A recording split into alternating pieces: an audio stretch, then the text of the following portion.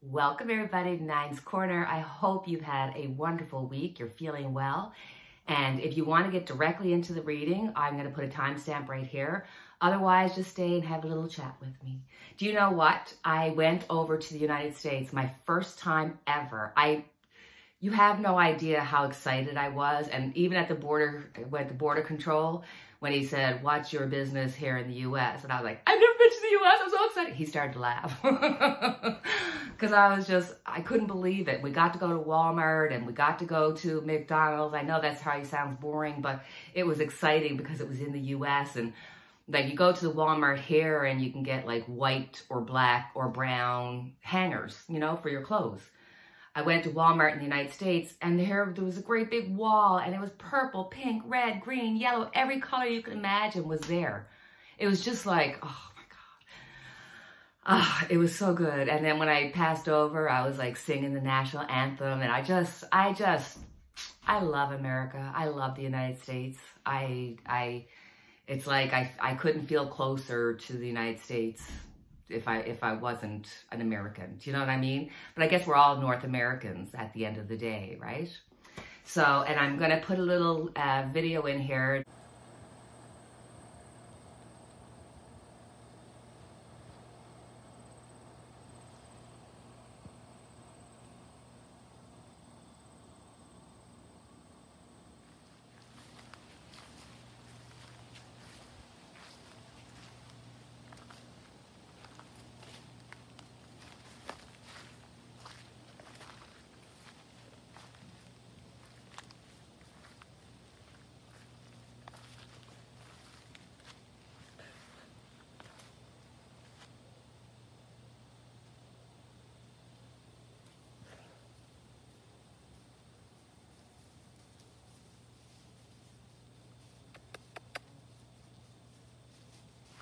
Just to show you a little glimpse of my backyard, my new backyard. It's going to take some time for my husband and I to work through it and make it the way that we want to, but we are so blessed to have a home and to be back in Ontario so that we could be around family and friends. So it all worked out really well. And I just want to say thank you, thank you, thank you. You guys are just so amazing. You're so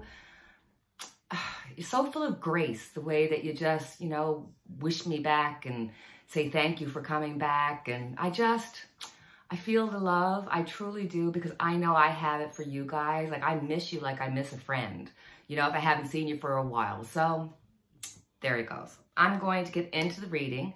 So my first reading I thought we're going to do is on Project 25.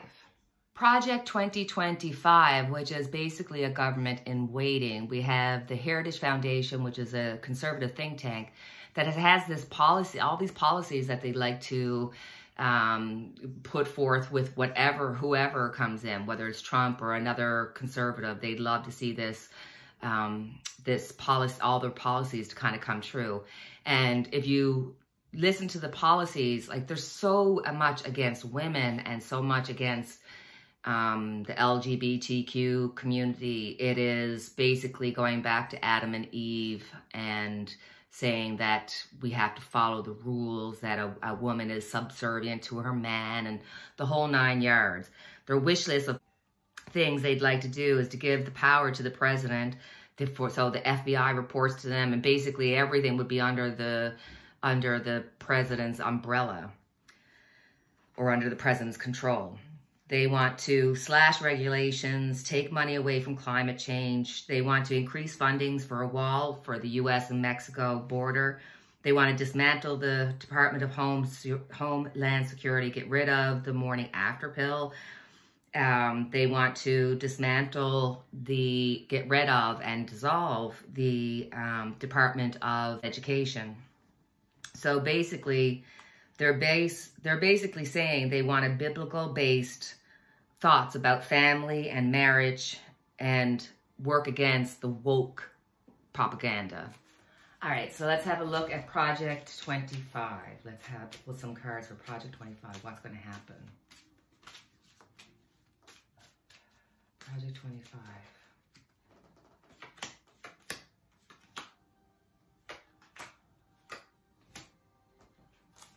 Okay. We start off with the Four of Pentacles. The Four of Pentacles is stopping progression. This is the backwards thinking that they want to go back to. They don't want to progress. They don't want to move with the times. They want to remember yesteryear and put yesteryear back. This is Four of Pentacles is stopping the progression, a natural progression of where we are supposed to go. Then we've got the Hangman. And the Hangman very much is thinking of things from a different perspective, but it also could be thinking of things from a perspective that's backwards. And it's all about like spiritual experience. It's all about focusing on your life values and family values and going back to the biblical part of what they'd like to see happen. Then we've got the Page of Cups. So with the Page of Cups in the future, this means that emotions are going to muddy the water. So even though they may try to push this at some point in the future to, you know, if they get a chance to, you know, put these policies in place, they're going to get so much pushback. They're going to have people going after them. It's not going to work out for them. On top of it, we've got the Ten of Swords. This is really cutting people down to size, cutting people, taking away their rights one by one. And this is going to be that's what they want to see done. They want to have the poor and the rich are a very small population, and keep the population, the bigger population, the middle population, poor. And underneath it, we have the Ace of Cups. Ace of Cups, that's strong belief. But it almost gives this weird, overly emotional experience. This is holding on to deep convictions and not willing to let them go. So if you look at these cards, you can definitely see that with the Hangman there, or sorry, with the Page of Cups there, you're looking at somebody who's a man who's involved in this, a man that has been the one that's been really putting the money behind it. I see him as somebody who's fluid and is going against their own personal beliefs. Like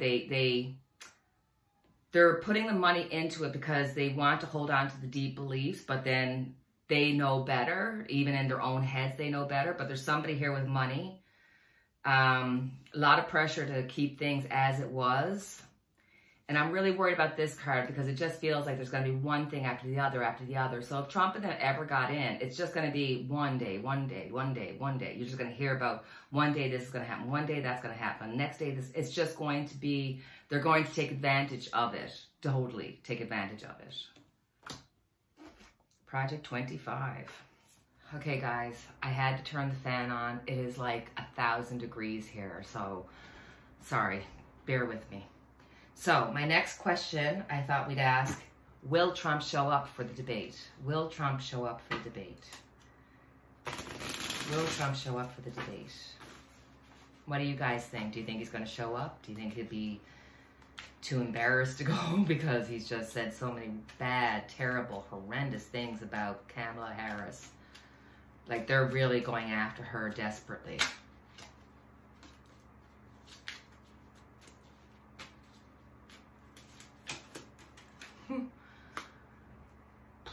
We got the Empress, so it looks like, yes, he's going to show up. It's like he feels that whatever he does, whatever he says is going to get him ahead. He's just like, it doesn't matter how he performs, he's going to feel like he's happy with it, that kind of a thing. But it looks like more than likely, yes, he's going to show up at the debate. Let's have a look and see how, if we were to take the temperature right now and see how Trump and Kamala is going to do, how would they do? How would they fare? So let's look at Trump first.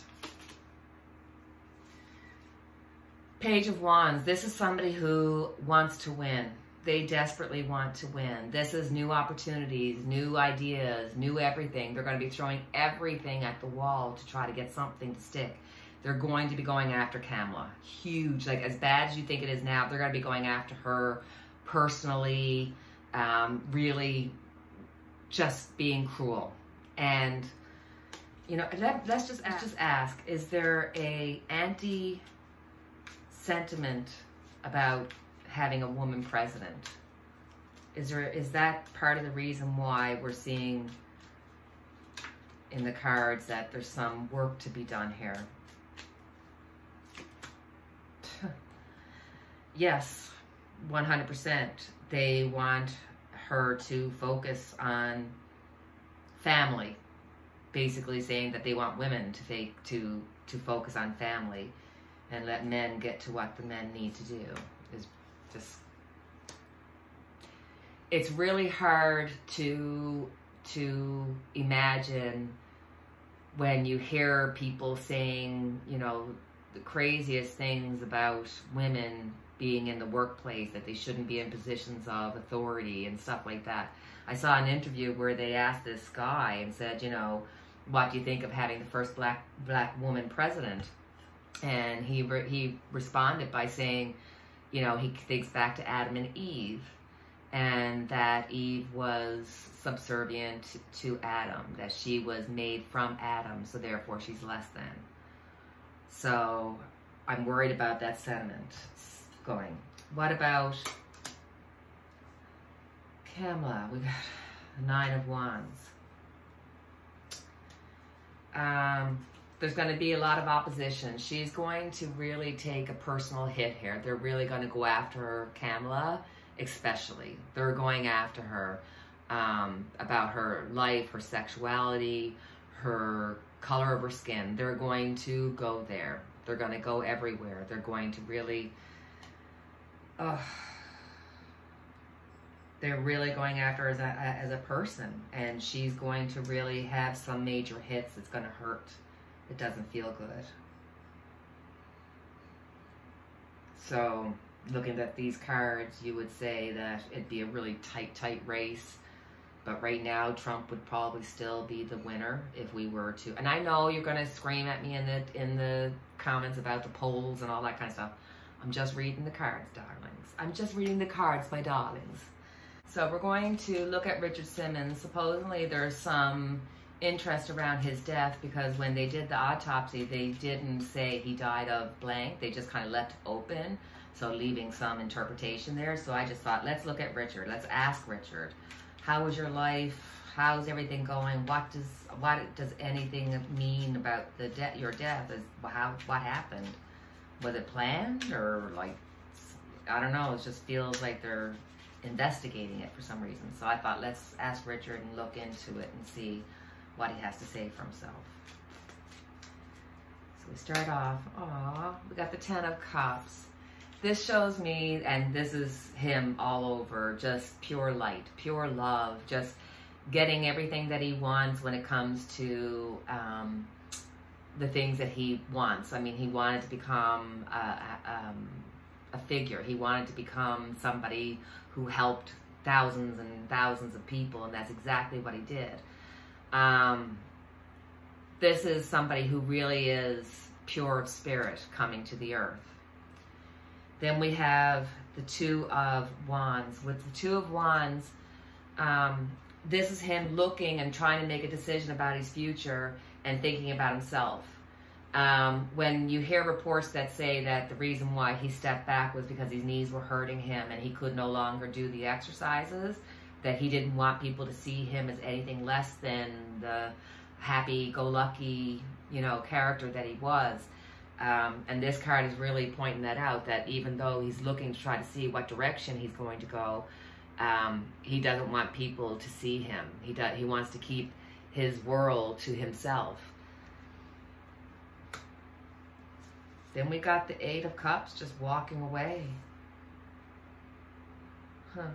When I turned over this card, and as you can see, when I flipped over the card, the first thing I saw was this sun and moon that they have here. And with the sun and moon, it's like you have your conscious will, which is the sun, and then you have your unconscious beliefs and things that are embedded in you. So it's like there was some struggle there for him because he was pure light, pure spirit, pure everything. But I think there was a lot of depression, a lot of sadness, a lot of feeling the opposite, you know, for him. And I get the feeling here because the death card came out underneath. I get the feeling it's almost like he knew he was dying, so he kind of planned his death. Do you know what I'm saying? Then we have the Hierophant. So this is bucking the system. This is setting up boundaries for yourself. This is about him, you know, pushing the envelope and never having to explain himself. He never, you know, tried to be anything other than what he was, which was pure love for people. He just accepted people for who they were. And this is going against maybe tradition, but really being strong in his own beliefs. So I think that somehow he knew he was dying and there was some plan of it to a certain extent. Now, I don't know. I don't know. It's just, there's something here. There's something here, just slightly. But I don't see it as, you know, somebody hurt him or anything like that. I see it more like, you know, he knew he was dying and his health wasn't as good going, you know, at the end. I think there's something else that was going on. Like he hurt himself or, you know, maybe because he hurt his knee, something like that. But it's almost like he knew it. Anyhow, so my darlings, that is my reading for tonight. I hope you enjoyed it. I did. As always, I have our unity candle lit for each and every one of us. Please feel free to like, subscribe, share, and do all that good stuff that helps my channel. I really, really appreciate it. And until the next time we chat, cheerio and God bless.